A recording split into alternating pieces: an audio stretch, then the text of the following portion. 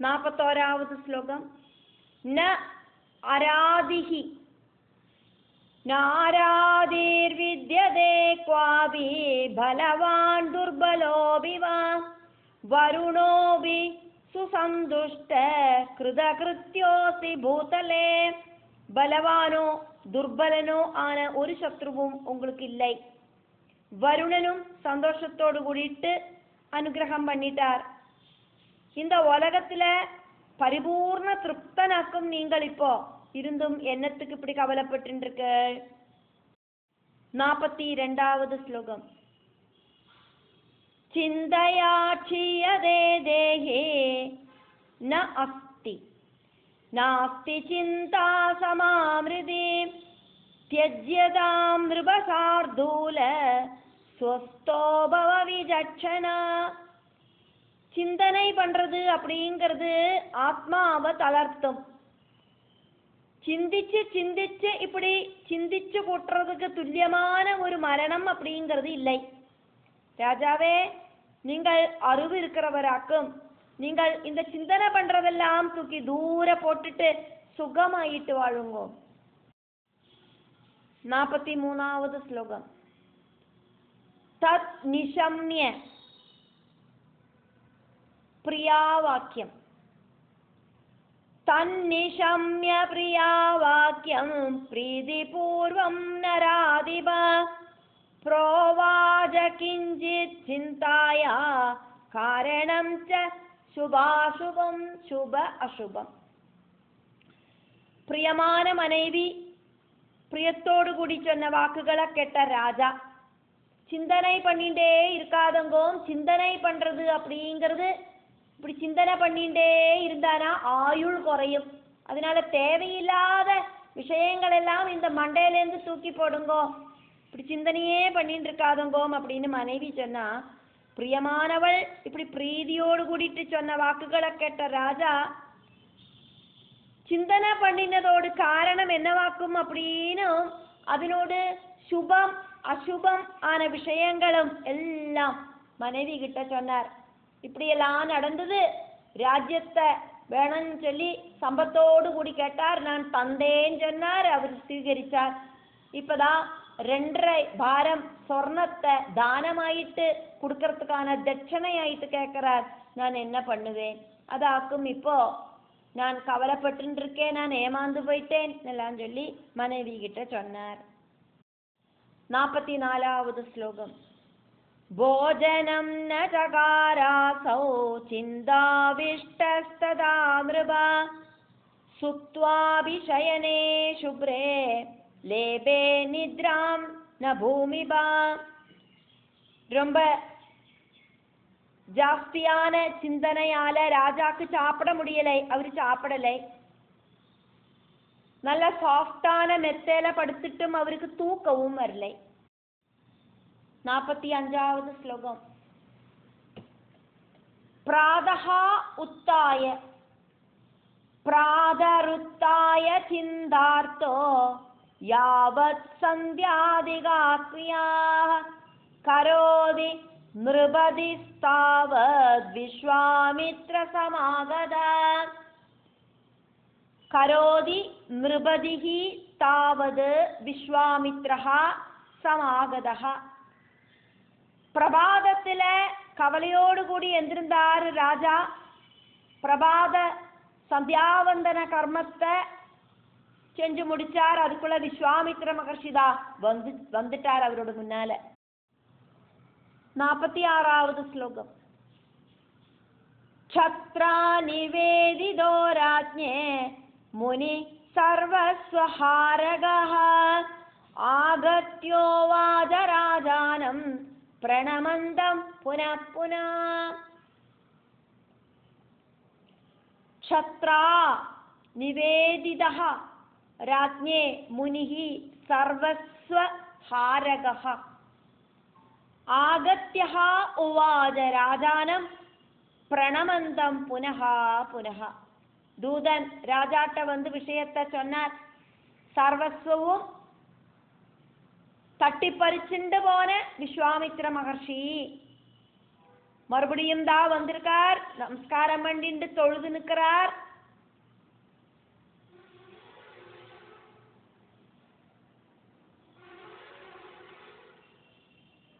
விஸ்வாமித்ர மகர்ஷி வந்து நிற்கிறார் அப்படிங்கிற விஷயத்தை தூதனாக்கும் ராஜாட்ட வந்து சொன்னது. ராஜா பார்த்தார், எல்லாத்தையும் ராஜா கிட்டேந்து தானமாயிட்டு தட்டி பறிச்ச விஸ்வாமித்ர மகர்ஷி மறுபடியும் வந்து மறுபடியும் தொழுதுண்டு ராஜா கிட்ட இப்படி சொன்னார். விஸ்வாமித்ரர் என்ன சொன்னார் அப்படின்னு சொல்லப்படுறது விஸ்வாமித்ர உவாச்ச. 47வது ஸ்லோகம். ராஜன் त्यज स्वराज्यं मे देहि वाजा प्रतिश्रुतम् सुवर्णं स्पृश राजेन्द्र सत्यवाग्भव साम्प्रतम् राजं त्यज स्वराज्यं मे देहि वाजा प्रतिश्रुतम् सुवर्णं स्पृश राजेन्द्र சத்யாவாக்பவ சாம்பிரதம். ராஜாவே, நீங்கள் சத்தியம் செஞ்சு கொடுத்தேளே, அதுக்கு தகுந்த மாதிரி உங்களோட ராஜ்யத்தை எனக்கு தாங்கோம், தானமாயிட்டு தாங்கோம். அப்படி தானமாயிட்டு தரத்துக்கு முன்னோடியாக 2.5 பாரம் சொர்ணத்தை கையில வச்சுக்குங்கோ, தட்சணை தரத்துக்காயிட்டு. அப்படி சொர்ணத்தை கையில தொட்டுண்டு நீங்கள் சொன்ன வாக்க உறுதியாக்கி மாற்றுங்கோ. நீங்க சத்தியம் பண்ணி தந்தேளே, தந்துக்கிறேன் அப்படின்னு அப்படி செய்யுங்கோ. ஹரிச்சந்திர மகாராஜா பதில் சொல்றார். அதனால ஹரிச்சந்திர உவாச்ச. இப்போ இவரோடு சர்வ சொத்தும் ராஜ்யവും எல்லாம் இந்த மாமுனிக்கு தானமாயிட்டு கொடுத்ததால இப்ப இவரு ராஜா கிடையாது, பேரு மட்டும்தான் ஹரிச்சந்திரன், ராஜா கிடையாது. அதனால ஹரிச்சந்திர உவாச்ச. 48வது ஸ்லோகம். ஸ்வாமின் ராஜ்யம் தவேதம் மே மயா தத்தம் கிலாதுனா த்யக்த்வான்யத்ர கவிஷ்யாமி மா சிந்தாம் குரு கௌஷிகா. சுவாமி அப்படின்னு கூப்பிடுறார் விஸ்வாமித்ரரை. ராஜ்யத்தை நான் உங்களுக்கு தந்தாச்சே, இனி இந்த ராஜ்யத்தை உபேட்சிச்சு நான் எங்கேயாவது பொக்கிறேன். கௌஷிகா, விஸ்வாமித்ர மகர்ஷே, நீங்கள் கவலைப்படண்டாம், நான் எங்கேயாவதும் போறேன். 49வது ஸ்லோகம். சார்வஸ்வம் மமதே பிரம்மன் கிரஹீதம் விதிவத் விபோ சுவர்ண தட்சிணாம் தாதோம் அசக்தோ அஸ்மி அதுனா திஜா. சுவர்ண தட்சிணாம் தாதும் அசக்தோ அஸ்மி அதுனா திஜா. பிரபோ, பிரம்மஞானியாயிருக்கிற பிராமணா, என்னோட சர்வதும் விதிப்படி உங்களுக்கு நான் தானமாயிட்டு கொடுத்தேன், நீங்கள் அதை സ്വീകരിച്ചിട്ട് விட்டார். 2.5 பாரம் സ്വർണത്തെ തൊട്ടുണ്ട് വേണം, ദക്ഷിണയായിട്ട് കയ്യില വെച്ചിട്ട് വേണം ദാനത്തെ തരத்துக்குன்னு சொன்னேளே, எல்லாத்தையும் உங்களுக்கு தந்தானா. இப்போ என் கையில வேற என்ன இருக்கு? இனி எங்கேந்து போய் நான் 2.5 பாரம் சொர்ணத்தை கையால தொடுவேன்? இனி அந்த நீங்க கேட்ட தட்சிணையாயிட்டு கொடுக்கறதுக்கான அந்த 2.5 பாரம் சொர்ணம் என்கிட்ட இல்லையே, அது கொடுக்கறதுக்கு முடியாதே. அந்த 2.5 பாரம் സ്വർണം ദക്ഷിണയായിട്ട് വേണമെന്ന് നിങ്ങൾ சொன்னதுக்கு அப்புறம் தானத்தை கேட்டிருந்தானா, அந்த 2.5 பாரம் சொர்ணத்தை நிகழ்த்தி வச்சுட்டு மிச்சத்தை எல்லாம் தந்திருப்பேனே. இப்ப எல்லாத்தையும் நீங்கள் கேட்டு ஆனை, குதிரை, ரதம், சொர்ணம், ராஜசிம்ஹாசனம், ராஜ்யம் எல்லாத்தையும் கேட்டுட்டு அதெல்லாம் தானமாயிட்டு நான் தந்துட்டேன்னு சொன்னேன், நீங்கள் സ്വീകരിച്ചിட்டேன்னு சொல்லிட்டு. இனி என் கையில் இப்போ ஒன்றும் இல்லை, நான் ராஜா கிடையாது, நான் இப்போ தரித்திரனாக்கும், நிர்தனனாக்கும். இப்போ 2.5 பாரம் சொர்ணத்தை தட்சிணையாயிட்டு கையில வச்சுண்டு இதை தானம் பண்ண சொன்னா நான் என்ன பண்ணுவேன்? இந்த மாதிரி இக்கட்டான சிச்சுவேஷன்ல என்ன மாட்டி விட்டுட்டேளே. 50வது ஸ்லோகம்.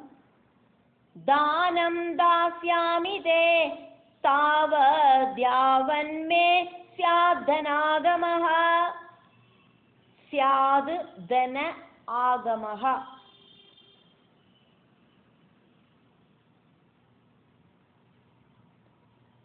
पुनश्चेत् कालयोगेन तदा दास्यामि दक्षिणाम्.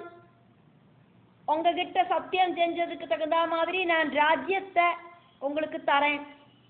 எனக்கு காலம் அனுகூலமாயிட்டு வர சமயத்துல 2.5 பாரம் சொர்ணம் என் கையில என்னைக்கு வரதோ அன்னைக்கு அதை நான் தட்சணையாயிட்டு உங்களுக்கு தந்துக்கிறேன். இப்ப என் கையில ஒன்றும் இல்லை, கடன் சொல்லிக்கிறேன் தட்சணைய. 2.5 பாரம் தட்சணை நான் உங்களுக்கு தரணுமே, அது நான் உங்களுக்கு கடமைப்பட்டிருக்கேன். அதை நான் அப்புறமா தரேன், நான் சம்பாதிச்சு தரேன், வேலை பண்ணி சம்பாதிச்சு அதுவும் தரேன். காலம் அனுகூலமாயிட்டு தனம் என்னோட கையில வர சமயத்துல 2.5 பாரம் சொர்ணத்தை நான் உங்களுக்கு தட்சணையாயிட்டு தந்துக்கிறேன். இப்போதைக்கு நான் உங்களுக்கு தானமாயிட்டு கொடுத்த அந்த ராஜ்யத்தை நீங்கள் സ്വീകരിച്ചുக்கோங்க. 51வது ஸ்லோகம். இதி உக்த்வா நிருபதிஹி பிராஹ புத்ரம் பார்யாம் ச மாதவி ராஜ்யம் அஸ்மை பிரதத்தம் வை மயா வேத்யாம் சுவிஸ்தரம். இத்யுக்த்வா நிருபதி பிராஹ புத்ரம் பார்யாம் ச மாதவி ராஜ்யமஸ்மை பிரதத்தம் வை மயா வேத்யாம் சுவிஸ்தரம். இப்படி விஸ்வாமித்ர மகர்ஷிட்ட சொன்னதுக்கு அப்புறமா ராஜா மனைவி கிட்டையும் புத்திரன் கிட்டையும் இப்படி சொன்னார்.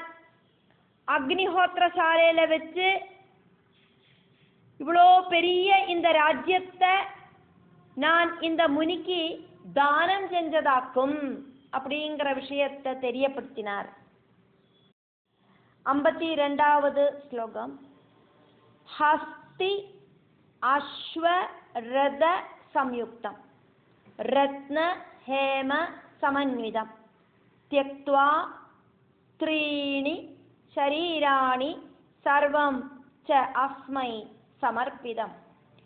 ஹஸ்த்யஸ்வரத சம்யுக்தம் ரத்னஹேம சமன்விதம் த்யக்த்வா த்ரீணி ஷரீராணி சர்வம் ஜாஸ்மை சமர்ப்பிதம். ஆனை, குதிரை, தேரு, ரத்னம், சொர்ணம் இதெல்லாம் இன்க்ளூட் ஆயிருக்கிற சர்வஸ்வத்தையும் நான் தானம் பண்ணிட்டேன். 3 சரீரம் மட்டும்தான் இனி மிச்சம் இருக்கு, வேற ஒன்றும் மிச்சம் இல்லை. 3 சரீரம் அப்படின்னு சொன்னது இங்க மனைவி, புத்திரன், ராஜா. இதை தவிர எல்லாத்தையும் நான் தானம் பண்ணிட்டேன் அப்படின்னு சொல்றார். 53வது ஸ்லோகம். த்யக்த்வா அயோத்யாம் கமிஷ்யாமி குத்ரசித்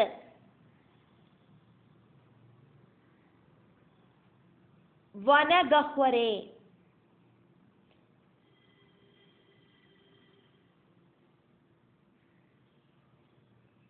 கிருஹ்ணாத் இதம் முனிஹி சம்யக் ராஜ்யம் சர்வ சம்ருத்திமத் த்யக்த்வாயோத்யாம் கமிஷ்யாமி குத்ரஜித் வனகஹ்வரே கிருஹ்ணாத் முனி சம்யக் ராஜ்யம் சர்வ சம்ருத்திமத். அயோத்தியை விட்டு நான் ஏதாவது ஒரு வனகுகையில போக போறேன். சர்வ ஐஸ்வர்ய சம்பூர்ணமாயிருக்கிற ராஜ்யம் மாமுனி எடுத்துக்கட்டும். 54வது ஸ்லோகம்.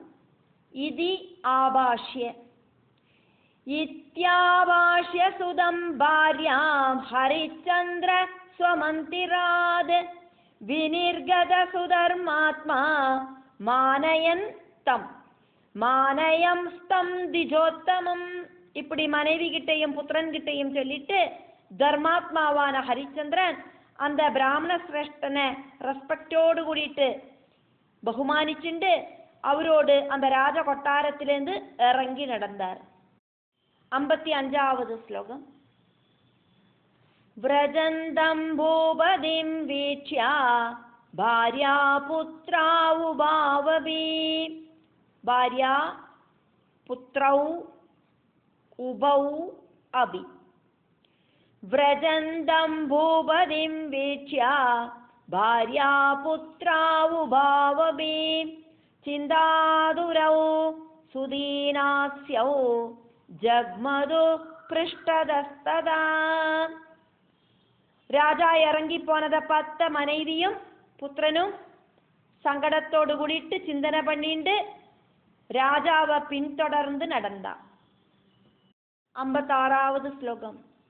ഹാഹാകാരോ മഹാനാസേ നഗരേ വീക്ഷ്യതാംസ്തദാ ഹാഹാകാരോ ഹാഹാകാരഃ महान आसीद नगरे वीच्य तान तदा चुक्रुषुः प्राणिनः सर्वे सागेतपुरवासिनः हाहागारो महानासे नगरे वीच्यतांस्तदा चुक्रुषु प्राणिनः सर्वे സാകേതപുരവാസിന.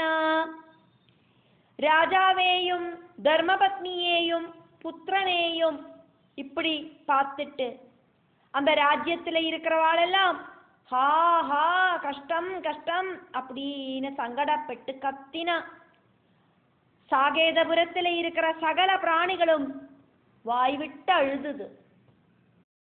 57வது ஸ்லோகம். हा राजन् किं कृतं कर्म कुतक्लेश समागता वञ्चितोऽसि महाराजा विधिना पण्डितेनः. ராஜாவே, இந்த மாதிரி சம்பவிக்கிறதுக்கு தகுந்த மாதிரி நீங்கள் என்ன பாபகர்மமாக்கும் செஞ்சுட்டு உங்களுக்கு எப்படி இந்த மாதிரி ஒரு துரிதம் வந்து சேர்ந்தது? சக்தனா இருக்கிற துர்விதி உங்களை ஏமாத்தி எடுத்தோ இப்படின்னு எல்லாம் ஆளுகள் புலம்ப ஆரம்பிச்சா. 58வது ஸ்லோகம். சர்வே வர்ணாஸ்ததா துக்கமாப்னுயுஸ்தம் மஹீபதே சர்வே வர்ணாஹ ததா துக்கம் ஆப்னுயுஹு तम महीपतिं विलोक्य भार्यया सार्धं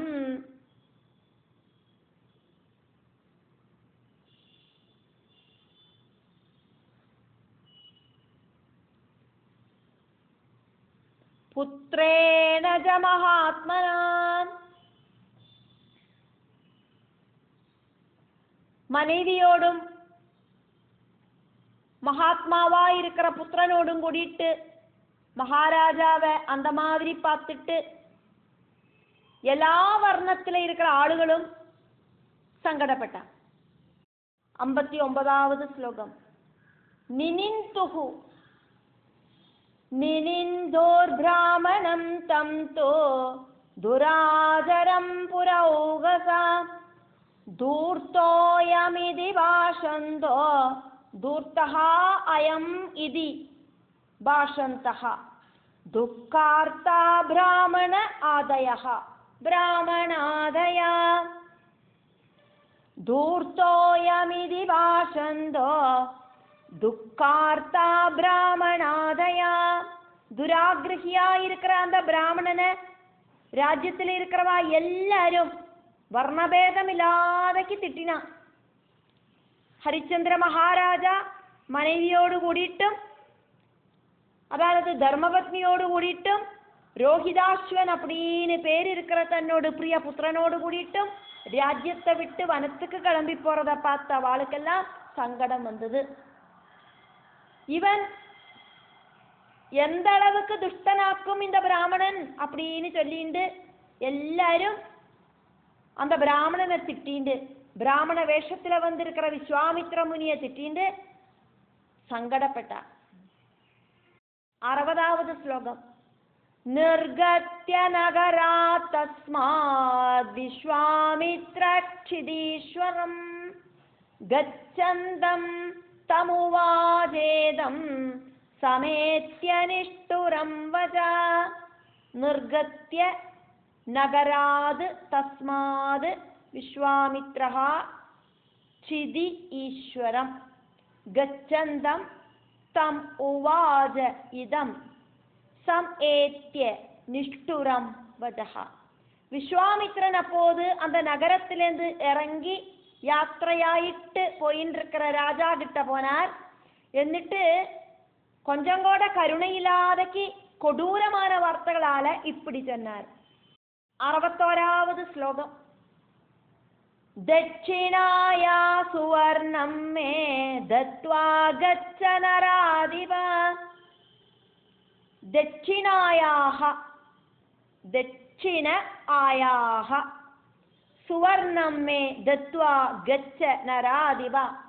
न अहं दस्यामि नाहं दस्यामि वा ब्रूहि मया त्यक्तं सुवर्णकम्.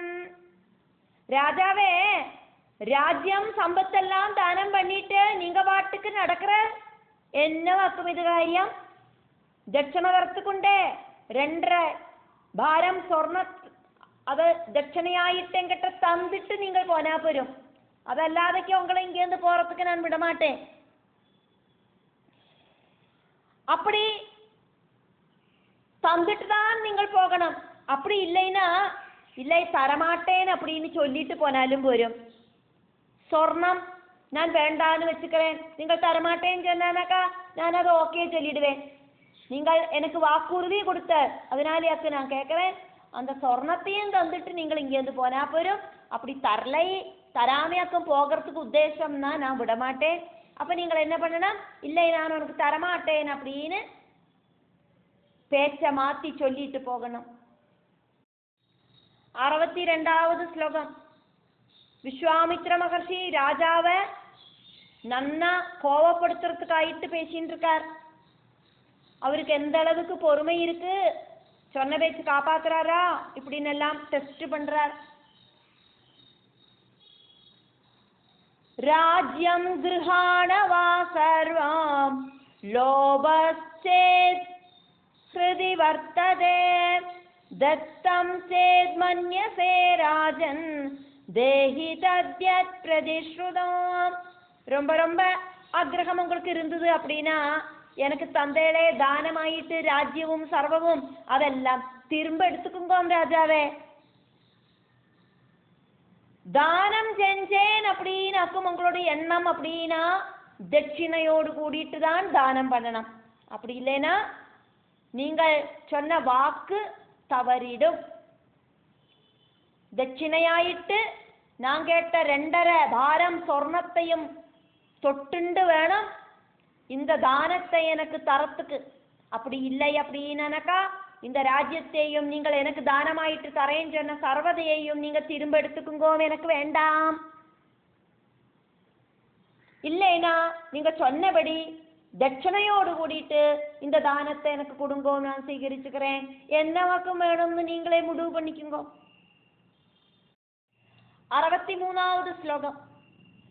ஏவம் ப்ருவந்தம் காதேயா ஹரிச்சந்திரோ மஹீபதி பிரணிபத்ய சுதீனாத்மா கிருதாஞ்சலி புடோப்ரவீத். இப்படி சொல்லற விஸ்வாமித்ர மகர்ஷிட்ட பிராமண வேஷத்துல இருக்கிற அந்த மாமுனிட்ட ஹரிச்சந்திரன் கைகளை கூப்பி தொழுதுண்டு ரொம்ப ரொம்ப பரவசனாயிட்டு சங்கடத்தோடு கூடிட்டு இப்படி சொன்னார் அப்படின்னு சொல்லிண்டு சப்தம ஸ்கந்தத்தில் இருக்கிற 19வது அத்தியாயம் முடிவடைகிறது.